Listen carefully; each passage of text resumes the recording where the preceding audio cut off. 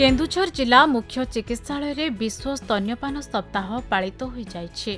एही अवसर में स्तन्यपानर आवश्यकता और सठिक स्तन्यपान कराइबा संपर्क में जिला मुख्य चिकित्सा अधिकारी विनोद बिहारी मिश्र परामर्श देथिबा बेले उपस्थित अतिथि माने स्तन्यपान सप्ताह पालन करिबार तात्पर्य और प्रचार प्रसार पई समस्तंकर सहयोग कामना करथिले।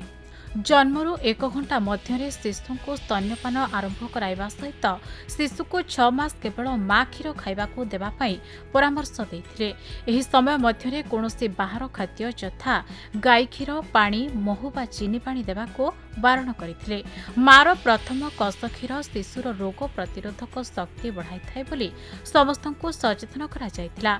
एही कार्यक्रम में जिला जनस्वास्थ्य अधिकारी डाक्टर पुरुषोत्तम महंत सम्मानित अतिथि रूपे जोग दे विश्व स्तन्यपान सप्ताहर वार्ता उपरे गुरुत्व आरोप करथिले। आज एक्चुअली आरंभ है आमर अगस्त 1 ରୁ 7 तारिख पर्यंत जो वीकटा पालन करुँ आम ताकू कहते breast feeding week world breast feeding week. एथर यार थीम अच्छी prioritise breast feeding create sustainable support systems. तामाने आमर प्रधान ये रही प्रथमे शिशु जन्म है केवल माँ क्षीर ताकू दबा आउ कौन खाद्य कि पानी किसी दबा नहीं 6 मास पर्यंत।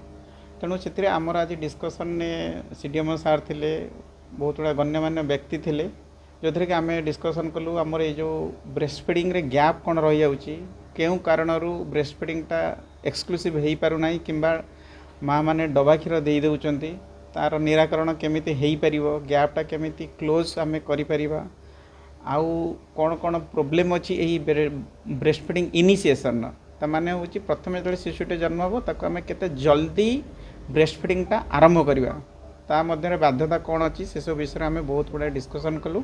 मु भावुची यही डिस्कसनटा केवल आम मान मध्य न रही जनता माध्यम को बहुत आड़ को जीव आपण मान माध्यम आपण मैंने यहाँ को बहुत बड़ आकार प्रसार करेंगे सो दैट आम साधारण जनता भी जानीपारे माँ क्षीर उपकारिता कौन तांको शिशुपाई। आमर विश्व स्तनपान सप्ताह वर्ल्ड ब्रेस्ट फीडिंग वीक 1 ରୁ 7 पालन करा जाउची।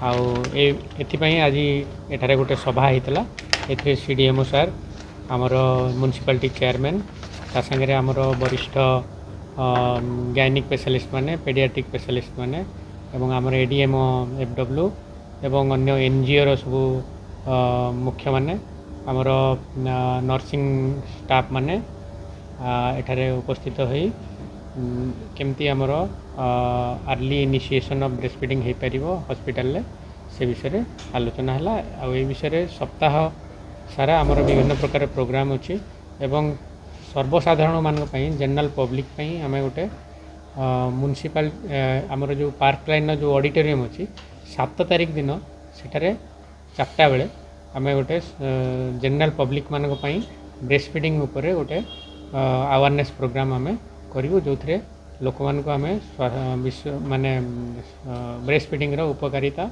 विषय आम से बुझेबू। केन्दुझर मनोज घिसिंग रिपोर्ट खबर ओडिशा।